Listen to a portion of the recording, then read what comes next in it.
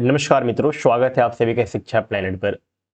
फिलहाल के लिए सीयूटी पीजी का नमस्कार मित्रों, स्वागत है आप सभी का शिक्षा प्लेनेट पर। फिलहाल के लिए सीयूटी पीजी 2026 का एप्लीकेशन फॉर्म लाइव हो चुका है।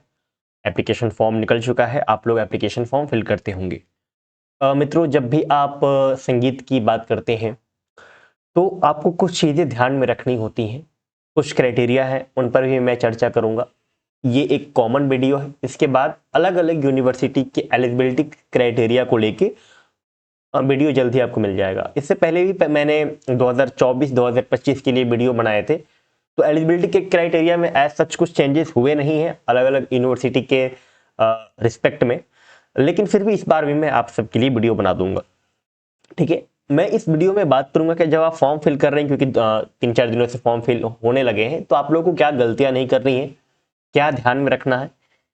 सबसे पहले तो आप बात को समझिए कि एलिजिबिलिटी के लिए एक कॉमन सा एलिजिबिलिटी है जो कि सारी यूनिवर्सिटीज में फॉलो होगा, उसको ध्यान में रखिए। सबसे पहले कि ग्रेजुएशन में क्या है, आपका ग्रेजुएशन होना चाहिए। जरूरी नहीं है कि वो ग्रेजुएशन म्यूजिक में ही हो। तो दो प्रकार के विद्यार्थी आएंगे, जरा इस बात को आप लोग ध्यान रखिए। एक वो विद्यार्थी जिनका ग्रेजुएशन म्यूजिक में हो, या तो उन्होंने बीए इन म्यूजिक किया हो, ठीक है, या उन्होंने बीपीए किया हो,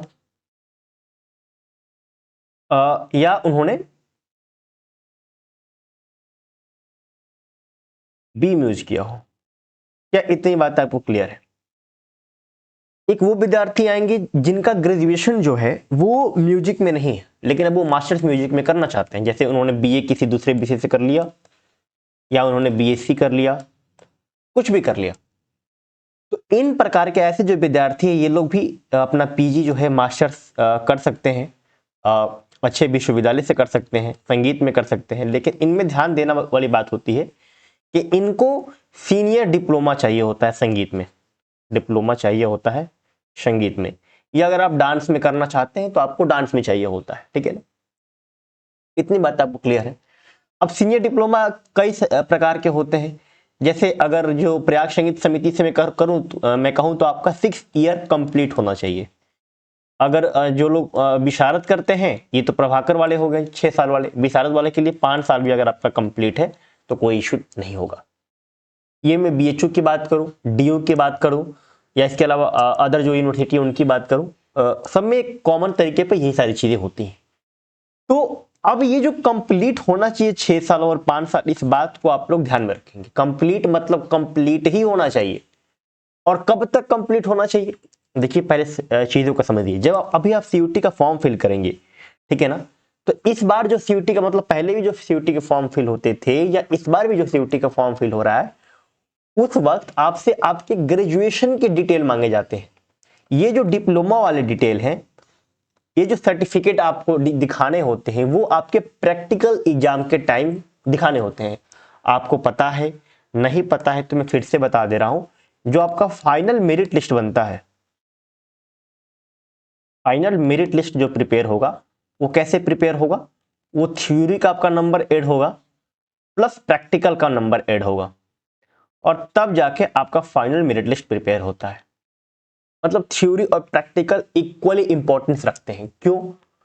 क्योंकि थ्योरी सिर्फ क्वालिफाई नहीं है। जब फाइनल मेरिट लिस्ट बनेगा तो उसमें थ्योरी का भी लिया जाता है नंबर, और प्रैक्टिकल का भी लिया जाता है। अब अलग अलग विश्वविद्यालय की क्राइटेरिया है। जैसे आप बीएचयू में आएंगे तो दोनों का नंबर जोड़ देता है। डीयू में जाएंगे तो शायद 50-50% करके जोड़ता है।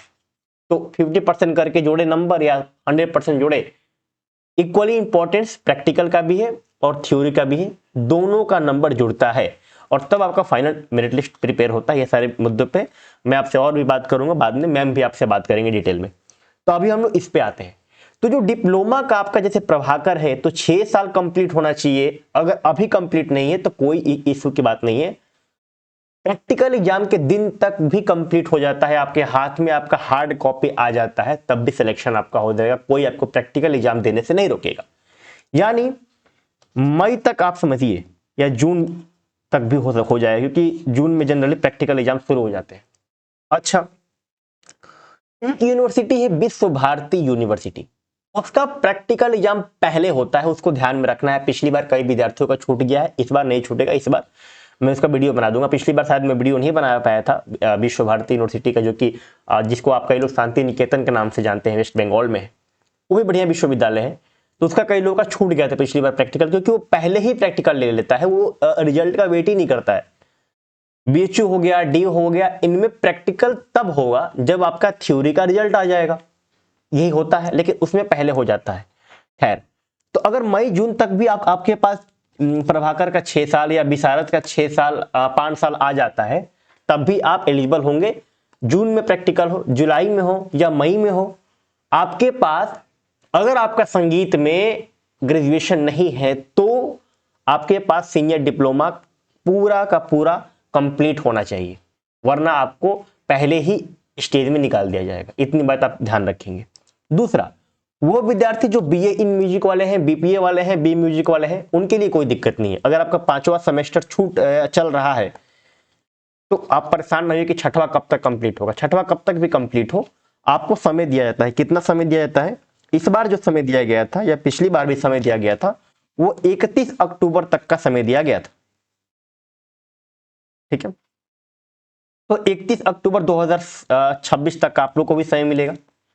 तो जो लोग 5वें सेमेस्टर में हैं, थर्ड ईयर का अभी पेपर देने जा रहे हैं, तो परेशान ना होइए, आप लोग फॉर्म फिल करिए, यही मौका होता है। कई लोग तो सोचते हैं कि जब ये कंप्लीट हो जाएगा आपका ग्रेजुएशन तब आप फॉर्म फिल करेंगे, तो आपका 1 ईयर बैक लग जाएगा। क्या आप चाहते हैं 1 ईयर बैक लगना? यही फॉर्म, अगर आप ग्रेजुएशन के 5वें या 6वें सेमेस्टर में हैं या एंटर करने जा रहे हैं 5वें सेमेस्टर में, क्योंकि कई यूनिवर्सिटी कॉलेज लेट चलती हैं, तो यही सही समय है आपके सीयूटी में एडमिशन के लिए, हम सीयूटी का फॉर्म फिल करने के लिए, पीजी के एडमिशन के लिए। ठीक है, तो अभी आप लोग फॉर्म फिल कर दीजिए। जो लोग ग्रेजुएशन वाले हैं उनको छूट मिलती है 31 अक्टूबर 2026 तक। आप लोग आराम से अपना टीसी, सीसी, माइग्रेशन, 6वें सेमेस्टर का मार्कशीट, 5वें सेमेस्टर का मार्कशीट, थर्ड ईयर का मार्कशीट आप लोग दे सकते हैं। इतना आपको समय मिलता है, और इस बार भी हर बार मिलता है, तो 2026 में मिलेगा। दूसरा, इतनी बातें आपको ध्यान रखना। और क्या ध्यान रखना? देखिए, सबसे महत्वपूर्ण बात मैं अभी आपको वेबसाइट पर भी लेके चलूंगा। जब आप फॉर्म फिल कर रहे हैं ना, तो वहां पे पेपर कोड आप लोग ध्यान से फिल करेंगे। पेपर कोड को बहुत ध्यान रखना है। देखिए, संगीत की बात करूं तो इसमें 3 प्रकार के पेपर कोड होते हैं। एक HUQP 14 होता है, HUQP 12 होता है, HUQP 25 होता है। अब ये क्या है? 14 वाले वो हैं जो वोकल या इंस्ट्रूमेंटल वाले हैं।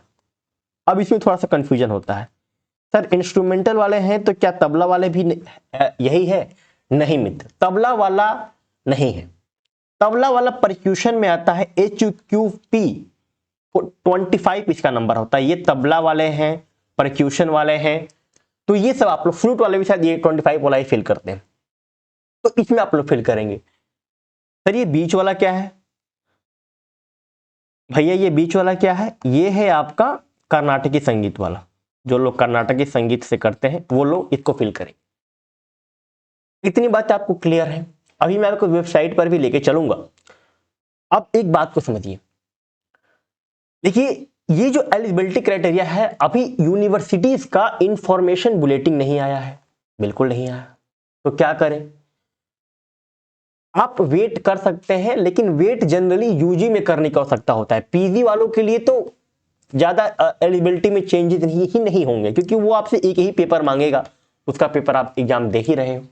लेकिन अगर आप यूनिवर्सिटीज की ऑफिशियल इंफॉर्मेशन बुलेटिन का 2026 का वेट करना चाहते हो, तो अभी आप वेट कर सकते हो, अभी आपको फॉर्म फिल करने की आवश्यकता नहीं है। लेकिन अगर आप अभी फॉर्म फिल कर रहे हैं तो कोई दिक्कत नहीं है। 2025 के एलिजिबिलिटी क्राइटेरिया के कोई हिसाब से आप लोग फिल कर सकते हैं। इस बार भी एलिजिबिलिटी क्राइटेरिया में कोई चेंज नहीं होगा, और जनरली पीजी में कोई चेंजेस नहीं होता है। ठीक है ना? बीएचयू में आपको कोई भी आप डिपार्टमेंट में चले जाइए, आपको एक ही पेपर का एग्जाम देना होगा। आप फिजिक्स में हैं तो फिजिक्स का एग्जाम देंगे, मैथ से कर रहे हैं तो मैथ का एग्जाम देंगे, म्यूजिक से कर रहे हैं तो म्यूजिक का एग्जाम देंगे। बट ऐसे मैसेज आए थे कि एलिजिबिलिटी क्राइटेरिया में क्या दिक्कत हो सकती है। आप पीजी के लिए जा रहे हैं, पीजी में एलिजिबिलिटी क्राइटेरिया में कोई बदलाव नहीं होगा, आप निश्चिंत रहिए। फॉर्म फिल करना है फिल कर सकते हैं, वेट करना है थोड़ी देर वेट भी कर सकते हैं, तो उसमें कोई दिक्कत नहीं है। फॉर्म जब भी फिल करें इस पेपर कोड का ध्यान रखना है। मैं फिर से आपको वेबसाइट पे लेके चलता हूं। ठीक है, अब जरा ये देखिए मित्र, ये ये तो हमारा वेबसाइट है। अच्छा, हमारे वेबसाइट पे क्या है, हमारे वेबसाइट पे जो है ये पेपर कोड जो है इसके लिए आपका क्लासेस स्टार्ट हो चुकी हैं, ठीक है। तो आप हमारे एप्लीकेशन शिक्षा प्लेनेट से क्लासेस भी ले सकते हैं। पूरे सिलेबस के अनुसार क्लासेस चल रही हैं, रिकॉर्डेड क्लासेस मिलेंगी, लाइव क्लासेस नहीं होंगी, पहले ही मैं इन्फॉर्म कर रहा हूं, क्योंकि live classes already NVS, KVS, BPSC, TRE 4 के लिए चल रही हैं। इतना समय नहीं है कि लाइव क्लासेस दी जाए। रिकॉर्डेड फॉर्मेट में यूनिट वाइज मिलती है, लिमिटेड सिलेबस है, आराम से बेहतरीन तरीके से सारी चीजें कंप्लीट हो जाती हैं। जो भी क्लासेस चलती हैं पीडीएफ नोट्स भी मिलते हैं, प्रीवियस ईयर क्वेश्चंस आपको प्रोवाइड करा दिए जाएंगे। इसका जो सिलेबस है ये 2 दिसंबर से ऑलरेडी शुरू हो चुका है। बस यही है, 1500 रुपये इसका फी है। फिलहाल के लिए इस पर 30% का ऑफ चल रहा है, तो आप लोग इसको ध्यान में रख लेंगे। 1-2 दिन के लिए ये ऑफ है, तो ये मात्र आपका 1100 के आसपास हो जाएगा बैच, ठीक है।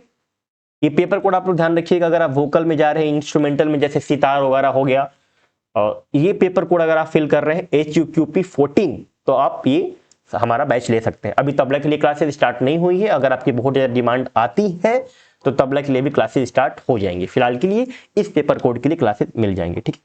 आइए मित्रों, अब हम आते हैं इस एनटीए की वेबसाइट पे। इसके आपको इस पे जाकर आपको सिलेबस वाले सेक्शन में जाना है, ह्यूमैनिटीज पे क्लिक कर देना है, इस पे आ जाइए। अब देखिए, मैं 3 पेपर कोड की बात कर रहा था, लेकिन एक्चुअली में 4 पेपर कोड होते हैं। ये पेपर कोड में बताना आपको भूल गया कि रविंद्र संगीत भी होता है। रविंद्र संगीत ये वही शांति निकेतन में चलता है पीजी के लिए, ठीक है। तो इसका पेपर कोड HUQP26 है। अभी देखिए, हम लोग आते हैं 12 पे, ये पेपर कोड है, इस पे क्लिक करेंगे आप, इसका सिलेबस आपके सामने ओपन हो जाएगा। सिलेबस में कोई बदलाव नहीं है, जो पहले वाला सिलेबस है वही है। ये HUQP14 है, ये म्यूजिक, वोकल और इंस्ट्रूमेंट यहाँ पे लिख रखा है इन्होंने कि आपके को कंफ्यूजन ना हो, ये इसका सिलेबस है। तो आप फॉर्म जब फिल करने जाएंगे तो इस पेपर कोड का ध्यान रखेंगे, ठीक है। इसी प्रकार से आप आ जाएंगे 14, ये रहा 25, ये रहा आपका तबला वाला सिलेबस, HUQP25 इसका पेपर कोड, इसको ध्यान रखेंगे आप लोग। इसी प्रकार से आप आ जाएंगे नीचे, तो ये रहा आपका रविंद्र संगीत वाला सिलेबस, ये उसका सिलेबस है। इस प्रकार से टोटल आपका सिलेबस है। सिलेबस के हिसाब से क्लासेस स्टार्ट हो चुकी हैं। इसके अलावा मित्रों, मैम और मैं, हम दोनों सेंट्रल यूनिवर्सिटी बनारस हिंदू विश्वविद्यालय से अपनी पढ़ाई कर रहे हैं, मास्टर्स कर रहे हैं। तो जो भी अभी से लेके आपका जब तक सिलेक्शन नहीं हो जाता है, जो भी छोटी से छोटी बातें होंगी, एग्जाम से लेके, एग्जाम के दिन से लेके, प्रैक्टिकल एग्जाम से लेके, वेरिफिकेशन से लेके, सारी चीजों में हम लोग आपकी हेल्प करेंगे, आप निश्चिंत रहिए। इसके अलावा CUT PG के लिए टेलीग्राम ग्रुप भी बना दिया गया है ऑलरेडी, उसमें बहुत सारे विद्यार्थी जुड़े हुए हैं, आप लोग भी ऐड हो जाइए, जुड़ जाइए, और आप सभी को ढेर सारी शुभकामनाएं, ठीक है ना। एप्लीकेशन पे क्लासेस चल रही हैं, एप्लीकेशन और वेबसाइट का लिंक डिस्क्रिप्शन में दिया गया है। अभी तक के लिए बस इतना ही, धन्यवाद। कुछ और भी समस्या हो, कुछ और भी परेशानी हो तो आप कमेंट कर सकते हैं।